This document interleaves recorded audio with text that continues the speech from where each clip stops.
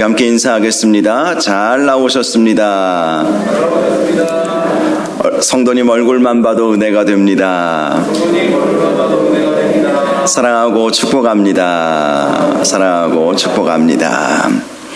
오늘 성령행전 47번째 시간으로 어떻게 하여야 구원을 받으리까 라는 제목으로 사도행전 16장 27절에서 40절까지 말씀을 함께 이 주일 아침 나누도록 하겠습니다.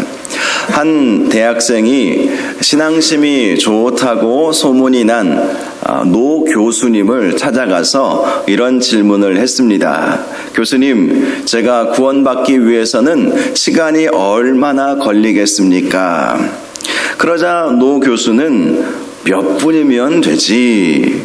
성경에 보면 예수님께서 십자가 지실 때에 옆에 있었던 강도가 죽기 몇 분 전에 딱 한마디 말만 하고서도 구원받지 않았는가? 그러니 구원을 받기 위해서는 시간이 많이 안 걸려. 그저 몇 분이면 돼. 이렇게 말해 주었습니다. 그러자 그 학생은 간단하군요. 그러면 좀 더 놀다가 마지막 죽기 전에 예수님 믿어도 되겠군요. 그렇게 말을 했습니다. 노 교수는 그에게 물었습니다. 그런데 내가 한 가지만 묻겠는데 자네는 언제 죽을 줄 아는가? 그러자 그 학생은 무엇을 깨달은 듯이 그게 문제겠군요. 그렇게 대답하면서 돌아갔다고 합니다. 그렇습니다. 구원은 항상 현재형입니다. 현재형. 지금 받아야 되는 거예요. 사도 바울이 말한 것처럼 보라, 지금은 은혜 받을 만한 때요. 보라, 지금은 구원의 날이로다.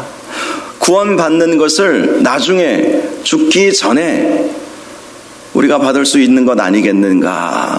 그렇죠. 이론적으로는 죽기 전에 바로 예수님 영접하면 십자가에 달려 예수님이 돌아가실 때 한쪽 편에 있던 강도가 마지막 딱 한마디 하고 오늘 내가 나와 함께 낙원에 있으리라 이 말을 들었으니 우리가 얼마든지 그렇게도 생각할 수 있지 않겠습니까? 그런데 이 노 교수가 참 현명하죠. 언제 죽을 줄 아는가? 참으로 안타까운 일이 제 개인적으로 있었는데요. 지난 목요일 날 제 사촌 동생이 40살도 되지 않았어요. 갑자기 아침에 저희 어머니께서 전화가 와서 그 친구가 아침에 죽었다는 거예요. 얼마나 놀랐는지. 40도 되지 않았는데 알고 보니까 심장마비로 세상을 떠난 겁니다. 제가 그 얘기를 듣고 얼마나 충격을 받았는지. 한참 저보다는 어린 막내 사촌 동생이었는데 서울 고대에도 나오고 또 대기업에 취업해서 임원으로 이제 쭉 승진해 나아가고 있는 그런 아이였어요. 근데 갑자기 그 소식을 들으니까 한편으로는 제가 충격을 받기도 했지만 또 한편으로는 내가 걔에게 복음을 전한 적이 있었는가? 이런 생각이 듭니다. 물론 어머니 아버지는 예수님을 잘 믿는, 삼촌과 외숙모는 예수님을 잘 믿으셔요. 그런데 그 친구가 정말 예수 믿었는가? 고대 다닐 때 제가 몇 번 만난 적이 있었는데 서울에서 내가 그때라도 복음을 전해본 적이 있었는가? 이런 안타까움이 저에게 있었어요. 예수 믿고 구원 받았을 줄로 저는 믿고 있지만 또 모르죠. 부모님이 예수 믿었다고 해서 그 친구가 자동적으로 예수 믿는 건 또 아니잖아요. 그렇습니다. 언제 죽을 줄 아는가? 이것이 사실 우리에게 있어서는 문제인 것이죠. 언제 죽을 줄만 안다면 이 대학생이 했던 말처럼 실컷 놀다가 마음껏 살다가 죽기 전에 주님 용서해 주옵소서. 주님은 사랑이 많으시지 않습니까?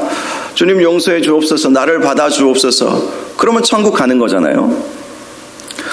그런데 언제 죽을 줄 모른다는 것이 우리의 한계이지 않겠습니까? 그렇습니다. 구원의 때가 오면 그것을 받아야 하는 거예요. 구원은 하나님의 선물 아니겠습니까? 하나님께서 선물을 주시면 그것을 그냥 받는 거예요. 받으면 되는 거예요. 오늘 본문을 보면 한 간수가 예수 그리스도를 영접하고 그뿐만 아니라 그의 가족이 다 구원받는 놀라운 역사가 있지 않았습니까? 지난주에 우리가 말씀을 살펴볼 때에 바울과 실라가 점치는 여종의 그 귀신을 내어 쫓아 주었다는 이유로 고발을 당해서 매를 실컷 얻어맞고 감옥에 갇히는 일이 있었습니다. 그런데 그렇게 죽을 만큼 매를 맞았음에도 불구하고 바울과 실라는 한밤중까지 하나님께 찬송하고 하나님께 간절히 기도했습니다. 그러자 기적의 역사가 일어났죠. 큰 지진이 일어나더니 옥터가 흔들리고 옥문이 막 열리고 죄수들이 메었던 그러한 착고가 다 풀려지는 그러한 역사가 있게 된 것이었습니다. 찬송과 기도의 능력이라고 할 수 있지요. 그런데 문제는 간수예요. 그 감옥을 지키는 간수. 자다가 이 지진 때문에 놀라서 깨보았겠죠. 깨보니까 옥문들이 다 열려 있는 거예요. 그러니 얼마나 걱정이 되었겠습니까? 당시 로마법에 의하면요, 죄수를 지키는 간수가 죄수가 도망가는 일이 있게 되면 그 죄수가 감당하고 있는 그 모든 죄의 형벌을 간수가 다 담당하도록 그렇게 법이 되어 있었다고 합니다. 그러니 당시 감옥에는 바울과 실라만이 아니라 수많은 죄수들이 있었거든요. 그런데 그 간수가 옥문이 열려서 죄수들이 다 도망갈 것으로 생각을 하니 얼마나 두렵고 놀랐겠어요. 그래서 말씀을 보니까 그 간수가 자결을 시도했습니다. 감당할 수가 없었던 것이죠. 뒷감당을 하기가 너무 어렵다고 생각을 해서 자결을 하려고 했던 것이죠. 그런데 그때 바울이 간수를 향해서 외칩니다. 내 몸을 상하게 하지 말라. 우리가 다 여기 있노라. 이렇게 크게 소리를 지르게 되었습니다. 그러자 간수가 29절을 보니까 등불을 달라고 하며 뛰어들어가 무서워 떨며 바울과 실라 앞에 엎드리게 되었다. 이렇게 말씀하고 있지요. 확인을 해보았겠죠. 등불을 들고 옥문들이 열렸는데 확인을 해보니까 죄수들이 다 그대로 있는 거예요. 그리고 이 간수는 직감적으로 알았습니다. 지금 이 일은 바울과 실라가 그들이 믿는 하나님께, 신에게 찬송하고 기도했기 때문에 생긴 일이구나. 그것을 알고 두려워서 바울과 실라 앞에 엎드렸던 것입니다. 그 전날까지 이 간수는 바울과 실라를 실컷 두들겨 팼던 그러한 사람이었어요. 근데 입장이 완전히 바뀌어버린 것이죠. 그도 너무나도 놀란 나머지 바울과 실라 앞에서 어찌할 줄 모르고 엎드려 버렸던 것이지요. 그리고 30절을 보면 그 간수는 바울과 실라를 감옥에서 데리고 나갔습니다. 아마도 자기 집으로 데리고 갔던 것으로 보입니다. 그리고 바울과 실라에게 묻습니다. 선생들이여, 내가 어떻게 하여야 구원을 받으리까? 이 간수는 사실 이 그리스 로마 신화에 의하면 이 구원이라고 하는 개념이 우리가 지금 믿고 알고 있는 이 구원의 개념과는 완전히 달라요. 그리스 로마 신화의 구원은요, 어떤 인간의 어려움을 신이 도와주는 것으로 표현을 하고 있습니다. 그것이 구원입니다. 그들에게 있어서 구원입니다. 인생을 살면서 여러 가지 어려움들을 겪지 않습니까? 그럴 때 자기들이 믿는 신에게 기도하고 부탁하면 그 신이 와서 도와주는 것을 구원이라고 그들은 생각을 했던 것이죠. 영혼의 구원, 내세에 우리가 천국에 가는 그런 구원 개념이 이들에게는 없었던 것입니다. 그런데 이 간수가 어떻게 하여야 구원을 받으리까? 라고 물어보았던 것은 이 바울과 실라가 왜 감옥에 들어왔는지를 이미 알고 있었기 때문이었죠. 점치는 여종이 바울과 실라를 향해서 어떻게 이야기했는지, 점치는 여종이 이렇게 이야기했었습니다. 이 사람들은 지극히 높은 하나님의 종으로서 구원의 길을 너희에게 전하는 자라. 그러면서 따라다녔었거든요. 이 간수는 모든 정황을 다 알고 있었습니다. 그래서 이 점치는 여종의 그 귀신을 바울과 실라가 내어 쫓아서 그 그 여종 때문에 돈을 벌었던 사람들이 바울과 실라를 고소해가지고 지금 이 자리에 오게 되었다. 그래서 이 간수는 저들이 말하는 구원이 무엇인가? 우리가 생각하는 구원은 그저 어려운 일들을 누군가가 도와주는 것이 구원이라고 생각을 했는데, 저 바울과 실라가 전하는 구원은 무엇인가? 거기에 대한 관심을 갖게 된 것입니다. 그러면서 바울과 실라가 선포했던 예수 그리스도를 믿어야 우리가 천국에 가고 영원한 생명을 얻게 된다, 이 말씀이 어렴풋이 기억이 난 것이겠죠. 그래서 어떻게 하여야 구원을 받을 수 있습니까? 이런 질문을 하게 된 것입니다. 그러자 사도 바울은 이렇게 대답해 주었습니다. 주 예수를 믿으라. 그리하면 너와 네 집이 구원을 얻으리라. 그렇습니다. 사도 바울이 전한 복음의 핵심은 단순했어요. 예수 그리스도를 믿는 것, 예수 그리스도를 믿어야만 구원받을 수 있다. 그러면 너뿐만 아니라 너의 가족도 구원을 받을 것이다. 이 말씀을 해 주었던 것입니다. 물론 내가 예수 믿었다고 내 가족이 자동적으로 예수 믿는 것은 아니죠. 전도 현장에 나가보면 종종 이렇게 답변하시는 분들이 계세요. 선생님, 예수 믿으십시오. 그러면 제 조카가 목사입니다. 제 누님이 권사입니다. 그렇게 말하는 분들이 계세요. 그거하고는 아무 상관이 없다는 거예요. 자기 아들이 목사여도, 자기 조카가 목사여도, 자기 어머니가 권사여도 아무 구원과는 상관이 없어요. 그런데 왜 이 말씀을 했겠습니까? 내가 예수 믿어야 내가 구원을 받고 내가 믿은 그 예수님을 전할 때에, 가족들에게 전할 때에 그들도 예수를 믿게 된다는 것이지요. 그래서 이 사람이 자기 집에 데리고 가서 온 가족들에게 사도 바울이 전하는 말씀을 듣게 합니다. 32절을 보니까 주의 말씀을 그 사람과 그 집에 있는 모든 사람에게 전하더라. 이 간수는 집으로 사도 바울을 데리고 가서 가족들에게 또 자기에게 예수 그리스도가 어떤 분이신지, 어떻게 예수 믿어야 구원받을 수 있는지를 알려달라고 했던 것이죠. 그래서 사도 바울은 주의 말씀을 전했습니다. 주의 말씀, 32절에 주의 말씀이라고 나와 있죠. 이 주의 말씀이라고 하는 것은 예수님께서 가르쳐 주신 말씀이기도 하고 예수님에 대한 말씀이기도 합니다. 예수님은 누구시며 예수님은 우리에게 어떤 일들을 행하셨는지, 사도 바울이 전했던 복음의 내용은 우리가 잘 알고 있듯이 예수 그리스도께서 십자가에 달려 돌아가셨으며 또 사흘 만에 부활하셨으며 예수님은 지금 승천하셔서 하나님 보좌 우편에 앉아 계시다. 그 복음의 핵심 진리를 사도 바울이 이 간수와 그의 가족들에게 전한 것이죠.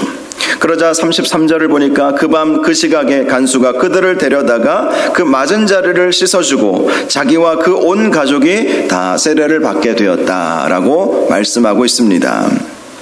먼저 사도 바울과 실라가 그 맞은 자리를 이 간수가 씻어주었다, 이렇게 말씀하고 있죠. 그 전날 자기가 정말 사도 바울을, 물론 상관들의 명령에 의해서였겠지만 실컷 매질을 하지 않았습니까?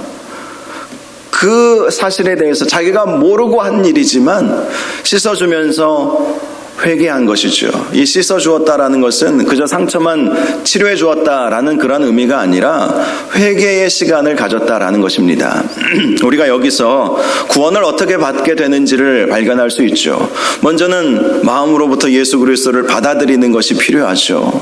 예수님은 나의 구주이시고 예수 그리스도를 믿어야만 구원받을 수 있기 때문에 예수 그리스도를 믿는 그 믿음을 갖는 것이 중요합니다. 그 다음에는 회개의 시간이 꼭 필요합니다.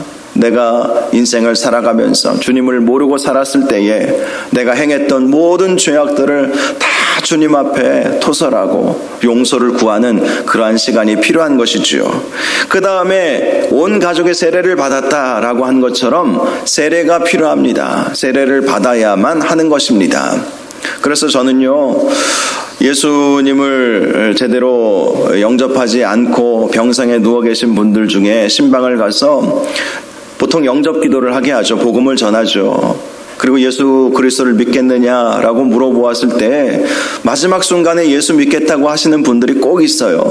그러면 병상 세례를 꼭 줍니다. 할 수 있는 대로 말씀에 나와 있는 방법처럼 병상 세례를 꼭 줍니다. 그런데 어떤 분들은 세례를 거부하시는 분들도 있어요. 그런데 세례는 꼭 받아야 되는 거예요. 물론 이 자리에 계신 분들은 거의 대부분 다 세례를 받으셨겠죠. 이 세례는 인침을 받는 시간입니다. 지난 금요일 날 우리가 요한계시록 말씀을 보면서 인침을 받은 14만 4천 명에 대한 말씀을 함께 나누었습니다. 그 14만 4천 명, 그 숫자는 문자적인 숫자의 개념은 아닙니다. 어떤 이단 사이비 단체에서는 14만 4천 명을 문자 그대로 받아들이면서 그 14만 4천 명이 채워지면 자기들의 성도가 14만 4천 명이 채워지면 신천지가 이루어진다. 이렇게 그들은 주장을 하지요. 그런데 아이러니하게도 통계에 의하면 그 사이비 집단이 14만 4천 명이 넘었대요. 그들이 가르쳐 알린 내용이 완전히 거짓이라는 것이 사실 드러났죠. 그랬더니 다른 방법으로 그렇게 피해가려는 이야기도 제가 듣기는 했습니다. 인침을 받는 것이 참 중요합니다. 하나님의 자녀로 인침을 받는 그것이 바로 우리는 세례로 믿고 있기 때문에, 또 예수님께서 모든 족속에게 세례를 베풀라라고 분명히 말씀하지 않으셨습니까? 그래서 세례를 받는 것이 참 중요하죠. 그래서 사도 바울도 이들에게 복음을 전하고 이들이 회개의 시간을 갖게 한 이후에 이들에게 세례를 베풀게 되었던 것입니다. 그리고 세례를 받은 이 간수는 사도 바울을 데리고 자기 집에 올라가서 음식을 차려주고 그와 온 집안이 하나님을 믿음으로 크게 기뻐하게 되었습니다. 아마도 그동안의 일은 그 집의 마당이나 1층 영접실에서 아마 있었던 것 같아요. 그래서 34절에 나와 있는 자기 집에 올라가서라고 하는 이 말씀은 보통 2층에 있는 그러한 식당을 의미하는 것으로 그렇게 볼 수가 있습니다. 거기서 이제 성만찬의 시간을 갖게 된 것입니다. 우리가 보통 세례를 받으면 성찬 예식에 참여할 수 있죠. 사도 바울이 음식을 차려놓고 예수 그리스도의 살과 예수 그리스도의 피를 기념하면서 이들의 구원을 함께 기뻐하고 성만찬 예식을 하게 된 것이지요. 자, 그런데 35절을 보니까 날이 새매 상관들이 부하를 보내어 이 사람들을 놓아라 라는 명령이 떨어지게 되었습니다. 어떤 오래된 성경 사본을 보면 이렇게 상관들이 바울과 실라를 내보내게 된 이유가 그들이 전날 밤에 있었던 지진의 상황을 조사하다가 옥문이 열리고 메인 것이 풀렸음에도 불구하고 죄수들이 도망가지 않았다라는 것을 참작했다, 이렇게 나와 있습니다. 물론 전날 이들이 실컷 바울과 실라를 매질했기 때문에 죄의 대가를 치루었다고 생각했을 수도 있습니다. 간수는 그 기쁜 소식을 가지고 감옥에 있는 바울에게로 가지요. 그리고 상관들이 사람을 보내어 너희를 놓으라 하였으니 이제는 나가서 평안히 가라 라는 기쁜 소식을 알려주었습니다. 간수가 말했던 평안히 가라 라고 하는 이 말은요, 유대인들의 인사법이었어요. 즉 예수 믿는 사람이 하는 인사법이었다라는 것입니다. 불과 전날까지만 해도 이방인으로 예수님을 전혀 알지도 믿지도 않고 있었던 이 사람이 언어부터가 바뀐 것이죠. 저는 말씀을 보면서 이런 생각을 하게 되었습니다. 우리가 예수 믿는 증거는 우리의 언어 생활부터 바뀌게 되는 것이다. 우리의 말이 믿음의 말로 바뀌는 것이죠. 예수 믿는 사람들의 말이 세상 사람들의 말과 똑같아서 되겠습니까? 세상 사람들이 욕한다고 우리도 욕할 수 있겠습니까? 정말 예수 믿는다면 우리의 언어 생활부터 바뀌어야 하는 것 아니겠어요? 그것이 믿음의 증거가 되는 것 아니겠습니까? 이스라엘 백성이 왜 40년 동안 광야를 헤매게 되었습니까? 출애굽한 이후로 바로 가나안 땅에 들어갈 수 있었음에도 불구하고 원래 하나님은 그렇게 하시려고 작정하셨어요. 그런데 이스라엘 백성이 바로 가나안 땅에 들어가지 못하고 40년간을 헤맸던 이유가 그들의 말에 있었던 것이죠. 그들은 부정적인 말을 했습니다. 가나안 땅으로 12명의 정탐꾼을 보내고 그리고 40일 동안 정탐하고 돌아오게 되지 않았습니까? 그런데 여호수아와 갈렙 외에는 다 부정적인 말을 하는 거예요. 그곳은 젖과 꿀이 흐르는 땅은 맞지만 그곳 사람들은 아낙 자손과 같아서 장대해서 그 앞에서 우리는 메뚜기 같습니다. 그 성들을 조사해 보니까 요새와 같아가지고 우리가 그 성들을 침략해서 그 성들을 빼앗을 수가 없겠습니다. 안 된다는 거예요. 안 된다는 거예요. 하지만 여호수아와 갈렙은 하나님께서 우리를 기뻐하시면 그 땅을 차지할 수 있을 것이다. 그렇게 믿음의 말을 하지 않았습니까? 그런데 당시 이스라엘 백성들의 반응은 어떠했는지 아십니까? 돌을 들어서 여호수아와 갈렙을 치려고 한 거예요. 이게 말이 됩니까? 믿음의 말을 하는 사람들을 향해서 돌을 들여서 치려고 하는 그 이스라엘 백성들의 죄악. 그래서 하나님께서 너희 말이 내 귀에 들린 대로 내가 행하리니 라고 하면서 그들을 가나안 땅에 못 들어가게 하신 것입니다. 40년 동안 헤매게 하신 거예요. 40년 후에 이스라엘 백성이 다 들어간 것이 아닙니다. 출애굽 1세대라고 할 수 있는 20살 이상의 세대는 다 못 들어갔어요. 여호수아와 갈렙 빼고는 다 못 들어갔어요. 그들이 말한 대로 하나님께서는 행하신 것이죠. 그리고 40일 동안 정탐하지 않았습니까? 그 날을 하루에 1년으로 쳐서 40년간 너희들은 광야를 떠돌 것이다. 그러한 하나님의 징계가 있었던 것입니다. 그래서 우리가 말이 참 중요하다라는 사실을 발견할 수 있어요. 이 간수는 말부터 바뀐 것이죠. 평안히 가라. 평안히 가라. 샬롬을 구한 것입니다. 저와 여러분도 예수 그리스도를 믿는 그리스도인답게 늘 선한 말, 위로의 말, 격려의 말, 긍정의 말, 믿음의 말을 하시기를 주님의 이름으로 축복합니다. 상황이 아무리 어려워도 그리스도인은 믿음으로 바라볼 수 있어야 하는 거예요. 믿음이 무엇입니까? 바라는 것들의 증거요. 보이지 않는 것들의 증거다. 바라는 것들의 실상이요. 보이지 않는 것들의 증거다. 이렇게 말씀하고 있지 않습니까? 우리가 긍정적으로 바라보는 것이 믿음인 것이죠. 이 사람은 그렇게 바뀌어 가게 되었던 것입니다. 그런데 사도 바울이 의외의 반응을 보였습니다. 37절을 보니까 로마 사람인 우리를 죄도 정하지 아니하고 공중 앞에서 때리고 옥에 가두었다가 이제는 가만히 내보내고자 하느냐? 아니라 그들이 친히 와서 우리를 데리고 나가야 하리라. 상관들이 정중하게 자신의 잘못을 인정하고 로마 사람인 우리를 죄도 묻지 않고 때리고 감금한 것에 대해서 사과하지 않으면 안 나가겠다라고 버틴 것입니다. 당시 로마 황제 아우구스도의 칙령에 의하면 로마 시민권을 가지고 있는 사람들은 본인의 동의 하에서만 지방 법률에 따라서 재판을 받았다고 합니다. 로마 시민권자이기 때문에 로마 황제 앞에서 재판을 받을 권리가 있지만 만약에 본인이 동의한다면 여러 지방을 여행을 하다가 혹시 구설수에 올라서 재판을 받게 되면 본인이 동의했을 때에만, 예를 들어서 지금 이 문제가 빌립보에서 이루어진 일이잖아요. 사도 바울이 빌립보에서, 로마에서 이루어진 일이 아니라 빌립보에서 이루어진 일이기 때문에 사도 바울이 동의해야만 빌립보 지방의 지방 법률에 의해서 재판을 받을 수 있었어요. 그런데 사도 바울은 한 번도 그것에 대해서 동의한 일이 없었습니다.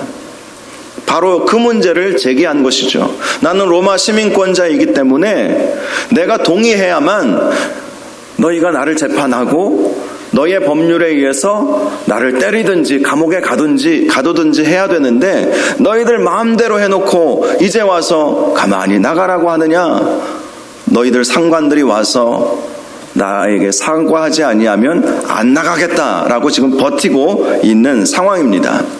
사실 사도 바울은요, 복음을 전하면서 자신이 가지고 있는 로마 시민권을 내세워서 복음을 전한 적은 한 번도 없었습니다. 그런데 왜 지금 이렇게 했을까요? 그 이유는 빌립보 교회를 보호하기 위해서였죠. 자기를 그렇게 심하게 때리고 감옥에 가두었다면 자기가 풀려나면 그 다음 타겟은 교회 성도들 아니겠습니까? 그래서 사도 바울은 그것을 방지하기 위해서 거의 사도 바울의 행적을 쭉 보면 거의 예외적으로 지금 자기의 로마 시민권자임을 그렇게 밝히는 장면을 오늘 볼 수가 있는 것이죠. 그들이 직접 와서 로마 시민권자인 나에게 행한 이 잘못을 용서를 구하지 않으면 나는 안 나가겠다. 그렇게 버티게 되었던 것입니다. 38절을 보면 부하들이 이 말을 상관들에게 보고하게 되었습니다. 그리고 상관들은 그 말을 듣자마자 두려워하게 되었습니다. 사실 사도 바울이 이렇게 매맞고 감옥에 갇힌 것은 그들의 법에 의해서도 있을 수 없는 일이에요. 아무리 고소 고발이 있다 할지라도 전후 상황, 자초지종은 정확하게 알아보고 사도 바울의 변론도 들어보아야 되지 않겠습니까? 그런데 아마 뇌물을 받아 먹은 것 같아요. 그러니 고소 고발을 듣자마자 바울과 실라를 붙잡아다가 그들에게 심한 매질을 하고 깊은 감옥에 쳐 넣었던 것입니다. 그런데 거기에다가 바울이 로마 시민권자라는 그 이야기를 듣자마자 두려울 수밖에 없었던 것이죠. 특별히 사도 바울이 지금 너희들이 나를 공중 앞에서 때렸다 이렇게 말하고 있지 않습니까? 이 때렸다라고 하는 이 단어의 헬라어 원어를 보면 데로라고 하는 단어를 써요. 데로. 이것은 그냥 때린 것이 아니라 가죽을 벗기다 이런 의미를 가지고 있습니다. 한마디로 가죽을 벗길 만큼 심하게 때린 거예요. 온 피부가 찢어질 만큼 때린 거예요. 마치 예수님께서 십자가 지시기 전에 채찍에 맞으시지 않았습니까? 패션 오브 크라이스트라고 하는 그 영화를 보면 아주 실질적인 그런 역사적 고증에 의해서 당시 십자가 처형을 당했던 사람들이 어떻게 매질을 당했는지를 멜 깁슨 감독이 잘 영화를 통해서 보여주지 않았습니까? 막 살같이 벗겨져 나가는 거예요. 뜯겨져 나가는 거예요. 바울도 그렇게 얻어 맞은 거예요. 그냥 매질 당한 것이 아니라 살같이 벗겨져 나갈 정도로 그렇게 심한 매질을 당했던 것이지요. 너희가 지금 그렇게 하고도 지금 아무런 용서를 구하지도 않고 이렇게 조용히 무마하려고 하느냐. 지금 이런 사도 바울의 말을 지금 우리가 보고 있는 것이죠. 그러자 이 상관들은 두려워하게 되었고요. 그래서 39절을 보면 와서 권하여 데리고 나가 그 성에서 떠나기를 청했다 이렇게 말씀하고 있습니다. 순식간에 입장이 바뀐 것이죠. 전날 저녁까지만 해도 이들은 바울과 실라에 대해서 고압적인 자세를 취했었습니다. 그들은 바울과 실라가 유대인이라는 이유만으로 말도 안 되는 고발을 받아주고 바울과 실라를 심하게 매질하고 깊은 감옥에 가두었던 것이지요. 정식 재판의 과정을 거친 것도 아니었습니다. 그러니 이들이 얼마나 두려웠겠습니까? 그래서 바울 앞에 감옥에 있는 바울에게 나아가서 정중하게 우리 성을 좀 나가주십시오. 이렇게 청을 하게 된 것입니다. 그런데 이 청을 하게 되었다, 이 청했다라고 하는 이 헬라어의 단어도요, 거듭 요청했다 이런 의미를 가지고 있어요. 한 번만 청하고 사도 바울이 그러면 내가 모든 것을 다 뒤로 하고 가겠습니다 이렇게 말한 것이 아니라 버티고 있었다는 거예요. 왜 사도 바울이 계속해서 이렇게 버텼을까? 그것 역시 교회를 보호하기 위해서였던 것이죠. 자기가 아무런 반응도 안 하고 그들이 나가라고 했을 때 그냥 나가면 다시는 빌립보에 다시 와서 복음을 전할 수도 없고요. 그리고 자기가 떠나면 빌립보 교회는 분명히 핍박이 오게 될 것이기 때문에 버티다가 이제 나가게 된 것이지요. 이제 40절을 보면 두 사람이 옥에서 나와 루디아의 집에 들어가서 형제들을 만나보고 위로하고 가게 되었다 이렇게 말씀하고 있습니다. 당시 빌립보 교회 성도들은 이 루디아의 집에 모여서 바울과 실라를 위해서 간절히 기도하고 있었던 것을 말씀해 주는 것입니다. 그리고 사도 바울도 그것을 알고 지금 사도 바울이 복음을 전했던 형제들이 어디에 있는지 수소문할 필요도 없이 루디아의 집에 모여서 기도하고 있다는 사실을 알고 그곳으로 찾아가서 형제들을 만나고 위로하게 되었던 것이지요. 이 루디아는요, 사도 바울이 빌립보에서 제일 처음 복음을 전했던 여인이었습니다. 그녀는 자주장사였죠. 당시 자주장사는 아주 부유한 사업가였다는 사실을 우리는 알 수가 있습니다. 이 여인의 집도 굉장히 컸었어요. 그래서 예수 믿고 난 다음부터는 이 루디아가 자기의 집을 성도들이 모일 수 있는 모임의 장소로 내어 주었다는 것을 알 수가 있죠. 그것이 바로 교회가 된 것입니다. 루디아가 자신의 집을 내어주고 성도들이 모여서 함께 예배하고 기도할 수 있게 한 것이 빌립보 교회가 된 것이죠. 루디아의 집이 빌립보 교회가 되었던 것입니다. 자신의 집을 교회로 내준다는 것은 돈이 많아서 할 수 있는 일은 아니에요. 이것은 희생과 헌신이 필요한 일이었습니다. 날마다 성도들이 찾아와서 함께 기도하고 또 예배하고, 당시 초대교회 예배에는요, 예배가 끝나면 항상 성만찬을 했어요. 성찬식을 했습니다. 오늘날 우리가 1년에 2번 정도 하는 그 성찬식. 그런데 그렇게 우리가 지금 간략하게 하는 성찬식이 아니라 정말 음식을 먹고 또 잔을 마시고, 그리고 당시에 이 성찬 예식은요, 시간도 굉장히 길었어요. 절차도 굉장히 복잡하고 많았다고 합니다. 포도주 잔도 3번을 마셨다고 해요. 그러니까 하나하나의 예식에 어떤 의미가 있었다고 해요. 그리고 고기도 먹고, 우리는 떡만 먹는 것으로 나와 있는데 고기도 먹고, 그리고 잔을 마시고, 또 빵을 먹고, 또 잔을 마시고, 이런 방식으로 성찬식이 진행이 되었다고 합니다. 그러니 찬양하고 말씀 듣고 함께 기도하는 예배의 시간도 상당히 길었을 것이고, 함께 식탁의 교제를 나누면서 성찬식을 하는 그 시간도 굉장히 길었겠죠. 예배 때마다 그렇게 한다는 것이 사실 쉬운 일이겠습니까? 물론 혼자만 하지는 않았겠죠. 다른 분들이 많이 도와주었을 것입니다. 그러나 집주인으로서 자신이 해야 할, 그러한 감당해야 할 몫도 또 얼마나 많았겠습니까? 그런데 그것을 다 해낸 거예요.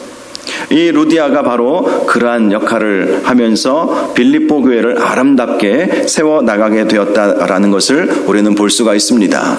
그래서 사도 바울이 당연히 모든 형제들이 루디아의 집에 모여 있는 줄 알고 이제 감옥에서 나와서 이 루디아의 집으로 들어가서 형제들을 만나 위로하고 이제 다른 지역으로 가게 되었던 것입니다. 오늘 말씀의 교훈은 간수가 질문했던 내가 어떻게 하여야 구원을 받을 수 있으리까? 라고 하는 이 질문의 적용이라고 할 수 있습니다. 사도 바울은 주 예수를 믿어야만 구원받는다라고 분명히 말씀했습니다. 물론 사도 바울만 강조한 것이 아니지요. 예수님도 분명히 말씀해 주셨습니다.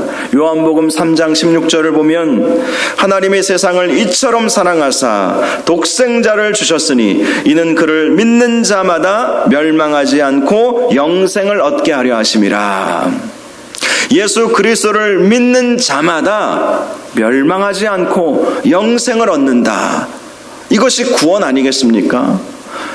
기독교가 말하는 구원은 바로 영생을 얻는 것입니다. 어떤 어려움을 이기고 그 어려움에 도움을 얻는 정도가 구원이 아니라 영원한 생명을 얻는 것. 하나님께서 보내신 예수 그리스도를 믿어야만 멸망치 않고 사망 권세에 빠지지 않고 지옥에 떨어지지 않고 영원한 생명을 얻는다. 이것이 바로 복음의 진리인 것이죠. 요한복음 14장 6절을 보면 예수님은 제자들에게 이렇게 말씀하셨습니다. 내가 곧 길이요 진리요 생명이니 나로 말미암지 않고는 아버지께로 올 자가 없느니라. 오직 예수 그리스도를 통해서만 하나님 아버지께로 갈 수 있다. 하나님 아버지께로 갈 수 있다는 것은 하나님 아버지가 계신 천국으로 갈 수 있다, 이런 의미를 가지고 있는 것입니다. 그래서 예수님께서 내가 곧 길이요 진리요 생명이다. 헬라어 성경을 보면요, 이 길, 진리, 생명 앞에 정관사가 붙어 있어요. 우리 문법에는 그라고 하는 그 단어로 설명할 수가 있겠죠. 즉 내가 곧 그 길이요 그 진리요 그 생명이다. 하나님께로 갈 수 있는, 천국으로 갈 수 있는, 영생을 얻을 수 있는, 구원받을 수 있는 유일한 길이고 유일한 진리이고 유일한 생명이다. 주님은 분명히 말씀해 주셨습니다. 또 마태복음 11장 28절을 보면 수고하고 무거운 짐진 자들아 다 내게로 오라 내가 너희를 쉬게 하리라. 참된 안식과 평안이 있는 곳이 천국 아닙니까? 수고하고 무거운 짐을 가지고 있는 우리 인생을 향해서 주님께서 말씀하시는 것입니다. 다 내게로 오라 내가 너희를 쉬게 하리라. 우리 주님께 나아가야만 이러한 구원의 은혜가 있다라는 것입니다. 저와 여러분이 바로 이러한 구원의 은혜를 누렸기에 이 자리에 있는 줄 믿습니다.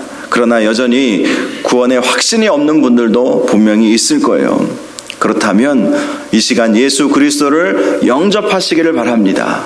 나는 죄인이고 나를 대신해서 예수님께서 십자가에 달려 돌아가셨다. 그 예수 그리스도를 내 마음속에 받아들이고 영접하기만 하면 나는 구원받는다. 여러분, 이 구원은 하나님께서 거저 주시는 선물입니다. 어떤 대가가 필요한 것이 아니에요. 주님께서 거저 주셨기에 우리는 아멘으로, 믿음으로 받으면 되는 거예요. 바로 그 구원의 은혜가 저와 여러분 가운데 있기를 주님의 이름으로 축복합니다. 여러분, 챗 GPT라고 혹시 들어보셨습니까? 챗 GPT. 처음 들어보시는 분들도 계실 것이고 우리 조금 연배가 젊으신 분들은 다 아실 거예요.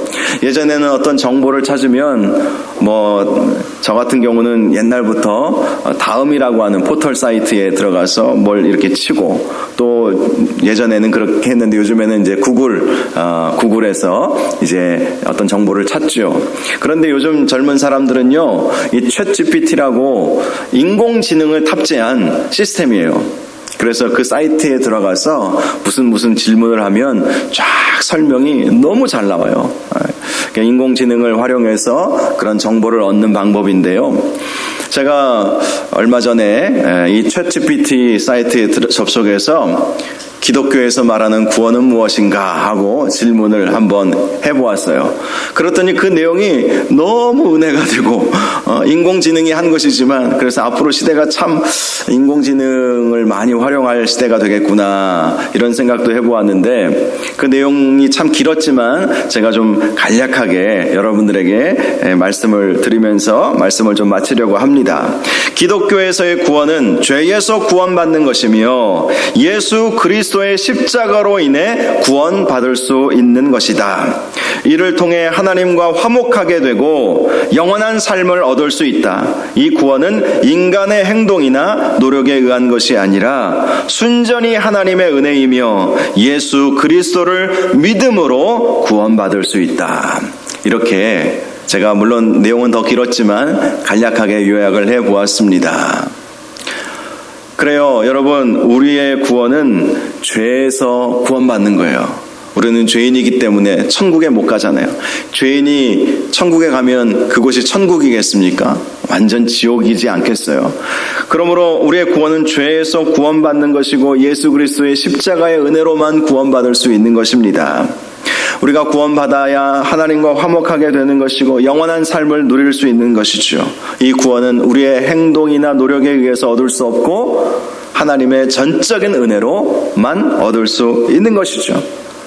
결론은 예수 그리스도를 믿어야만 구원받을 수 있는 것입니다. 주 예수를 믿으라. 그리하면 너와 네 집이 구원을 얻으리라. 이 말씀처럼 여러분이 예수 먼저 잘 믿으시고 여러분의 믿음을 여러분의 가족들이 다 보면서 다 예수 믿는 놀라운 역사가 일어나기를 주님의 이름으로 축복합니다. 언제 죽을지 모르는 삶을 우리는 살고 있지 않습니까? 지금 잘 믿어야 되는 거예요. 다음 주부터 잘 믿지? 아닙니다. 지금 잘 믿으시기를 주님의 이름으로 축원합니다. 이 시간 우리 함께 찬양하고 기도하는 시간을 갖겠습니다. 그 사랑 얼마나 라는 제목의 찬양입니다. 우리 주님께서 우리의 구원자가 되어주신 것은 예수 그리스도의 그 십자가의 사랑, 그 은혜 때문 아니겠습니까? 우리가 이 찬양을 통해서 그 주님의 사랑을 고백하고 찬양할 수 있기를 바랍니다. 우리 함께 찬양하겠습니다.